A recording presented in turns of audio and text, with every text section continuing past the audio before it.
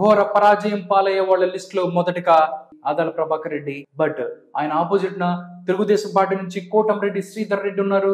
2019లో కూడా ఆయన అక్కడి నుంచి గెలిచిన పరిస్థితి. బట్ ఇప్పుడు మాత్రం ఆదాల ప్రభాకర్ రెడ్డి ఎవరైతే ఉన్నారో ఎంపీగా పోటీ చేసిన ఆయన నెల్లూరు రూరల్ నుంచి పోటీ చేస్తున్నారు. కోటంరెడ్డి శ్రీధర్ రెడ్డి ఎదుర్కొంటున్నారు. కానీ ఈ సీట్ లో మాత్రం కోటంరెడ్డి శ్రీధర్ రెడ్డి మీద ఏదైతే ఆయన గెలిచే హోప్స్ లేవు, ఆయన ఓడిపోతాడు, ఘోర పరాజయం పాలవుతాడు అని చెప్తున్నాయి సర్వేలు. నెక్స్ట్ అంబటి రాంబాబు ఆయన చూసినట్టయితే ఇరిగేషన్ మినిస్టర్ గా ఉన్నారు. 2019లో ఆయన సత్తెనపల్లి నుంచి పోటీ చేశారు. ఆంధ్రప్రదేశ్ అసెంబ్లీకి ఆయన అక్కడి నుంచి గెలిచారు. బట్ ఇప్పుడు చూస్తే 2024లో ఇక్కడి నుంచి టీడీపీ అభ్యర్థిగా కన్నా లక్ష్మీనారాయణ లాంటి ఒక స్ట్రాంగ్ లీడర్ ఉన్నారు. ప్రభుత్వ వ్యతిరేకత, దాంతో పాటు వివాదాలు ఏదైతే ఉన్నాయో మొత్తం వివాదాలు కానివ్వండి, వివాదాలు ఈయన చుట్టూ ఉంటాయి. ఈయన మా నోటి దురుసుతో ఈయన ఎక్కువ ప్రజల నుంచి వ్యతిరేకతను మూట కట్టుకున్నాడని చెప్పొచ్చు. అదేవిధంగా కూటమికి బలం ఏదైతే ఉందో రోజు రోజుకు పెరిగిపోయిన పరిస్థితులు ఇక్కడ సత్తెనపల్లిలో అంబటి రాంబాబు ఘోర పరాజయం పాలవబోతున్నాడు అని చెప్పి సర్వేలు చెప్తున్నాయి. అంబటి రాంబాబు తర్వాత నెక్స్ట్ ఇంకెవరు ఉన్నారో చూద్దాం. బాలినేని శ్రీనివాస్ రెడ్డి ఇక్కడ ఉన్నాడు. ఒంగోలు ఎమ్మెల్యేగా ఆయన ఉన్నారు.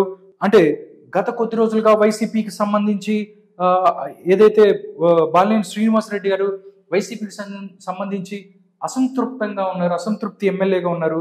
చాలా రోజుల నుంచి ఆయన అక్కడి నుంచి ఒక్కోసారి అయితే కొన్ని రోజులు అక్కడ పార్టీ నుంచి కూడా ఆయన బయటకు వస్తున్నారన్న పరిస్థితి. ఎందుకంటే వైవి సుబ్బారెడ్డితో అక్కడ విభేదాలు ఉన్నాయి. దాంతోపాటు ఆయనకి మంత్రి పదవి ఇవ్వలేదు అన్న దాని మీద కూడా కొన్ని రోజులుగా అధిష్టానంతో ఆయన ఫైట్ చేస్తున్న పరిస్థితి. ఈ పరిస్థితిలో ఆయన నిజంగా ఒక్కొక్కసారి పార్టీ మారతారని కూడా తెలిసింది. కానీ అప్పటిదాకా ఆయన కొన్ని ఏదైతే ప్రభుత్వ కార్యక్రమాలకు కూడా ఆయన రానే ఉన్నటువంటి పరిస్థితి. ఆయనకి చెప్పకుండా అక్కడ ఒంగోలుకు సంబంధించి చాలా చేసిన పరిస్థితిలో ఆయన అసంతృప్తిగా ఉన్నారు. బట్ ఇప్పుడు మాత్రం 2024 ఎలక్షన్స్ కి సంబంధించి దామచర్ల జనార్దన్ రావు ఎవరైతే ఉన్నారో ఆయన టీడీపీ అభ్యర్థిగా ఉన్నారు ఒంగోలు నుంచి. ఆయన చేతిలో ఘోర పరాజయం పాలవబోతున్నాడు బాలినేని శ్రీనివాస్ రెడ్డి అని సర్వేస్ చెప్తున్నాయి. నిజంగా ఒక రకంగా చూసుకున్నట్టయితే ఎంఐఎంఈలు ఓడిపోబోతున్నారు అని చెప్పి ఎక్కడ చూసినా ప్రజా వ్యతిరేకత, ల్యాండ్ టైటిలింగ్ చట్టాలు, లేకపోతే ఈ పెన్షన్స్ కి సంబంధించో, లేకపోతే చాలా ఏదైతే గవర్నమెంట్ చేసిన అనాలోచిత నిర్ణయాలు ఏదైతే ఉన్నాయో వాళ్ళ డెసిషన్స్ అవన్నీ వాళ్ళందరికీ ప్రాణ సంకటంగా మారబోతున్నాయి అని చెప్తున్నాయి సర్వేలు, గ్రౌండ్ లెవెల్ రిపోర్ట్. నెక్స్ట్ చూస్తే ఇక్కడ గుడివాడ అమర్నాథ్ గాజువాక ప్రస్తుతం ఐటీ మినిస్టర్ గా పనిచేస్తున్నారు. ఎవరైతే ఉన్నారో తీవ్ర వ్యతిరేకత ఉంది ప్రజల్లో.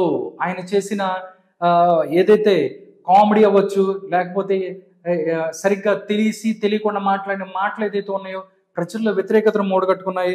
కానీ గుడివాడ అమర్నాథ్కి సంబంధించి ఇక్కడ చూసుకున్నట్టయితే గాజువాకగా పల్లా శ్రీనివాసరావు ఉన్నారు టీడీపీ నుంచి, చాలా స్ట్రాంగ్ క్యాండిడేట్ ఇక్కడ సంబంధించి. బట్ గాజువాక అనేది గుడివాడ అమర్నాథ్కి కొత్త ప్రాంతం అయినా కానీ ఆయన తిరుగుతున్నారు.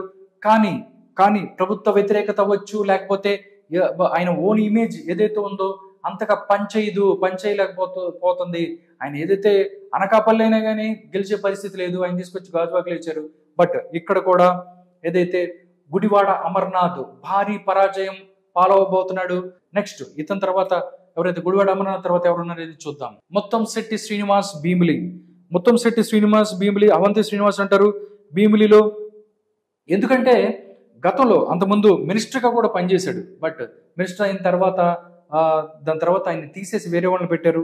దాని తర్వాత ఆయన ఇప్పుడు ఎమ్మెల్యేగా కొనసాగుతున్నారు. ఆయన భీమిలి నుంచి పోటీ చేస్తున్నారు. ఆయన మీద కూడా చాలా ఏదైతే ఆడవాళ్ళకి సంబంధించి ఫోన్ కాల్స్ విషయంలో కానీ మిగతా చాలా విషయాలు కూడా ఏదైతే ఆయన మీద ఆరోపణలు ఉన్నాయి అని చెప్పి దానికి సంబంధించి టీడీపీ వాళ్ళు గంట అరగంట అంటూ వీళ్ళందరిని కూడా ఎవరైతే అంబటి రాంబాబుని, దాంతోపాటు ఈ ముత్తంశెట్టి శ్రీనివాస్ని కూడా ట్రోల్ చేసిన పరిస్థితి. బట్ ఇప్పుడు చూస్తే గత కొద్ది రోజులుగా ఆయన ఏదైతే ప్రజల్లోనే ఉంటున్నప్పటికీ ప్రజల యొక్క విశ్వాసాన్ని పోగొట్టుకున్నారు, ప్రజల యొక్క విశ్వాసాన్ని ఆయనకి పోగొట్టుకున్నారని చెప్తున్నారు. అటువైపు చూస్తే గంటా శ్రీనివాసరావు ఎవరైతే ఉన్నారో ఆయన స్ట్రాంగ్ లీడర్, దాంతోపాటు డబ్బులున్న మనిషి. దాంతో అక్కడ భీమిలిలో భారీ పరాజయం, మొత్తం శెట్టి శ్రీనివాస్ భారీ పరాజయం మూటగట్టుకోబోతున్నాడు. కొడాలి నాని ఆయన నా గుడివాడ ఎమ్మెల్యేగా పనిచేస్తున్నారు. కొడాలి నాని 2019 నుంచి ఆయన గత 4 సార్లుగా వరుసగా గెలుచుకుంటూ వస్తున్న పరిస్థితి.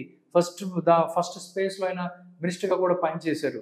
బట్ దాని తర్వాత చంద్రబాబు నాయుడు మీద ఎప్పుడు నిరంతరంగా బూతులు తిట్టడం, బూతులు మాట్లాడటం, అదేవిధంగా దాంతోపాటు చంద్రబాబు నాయుడు, పవన్ కళ్యాణ్, దాంతోపాటు నారా భువనేశ్వరి గారు ఎవరిని పడితే వాళ్ళని కూడా బూతులు మాట్లాడటం, ఇలాంటి ఎన్ని చేయటం వల్ల ప్రజల్లో ఏంటి అని ఆయన మీద ఒక నెగిటివ్ థాట్, నెగిటివ్ సెన్స్ అయితే ప్రజల్లో ఉండిపోయింది.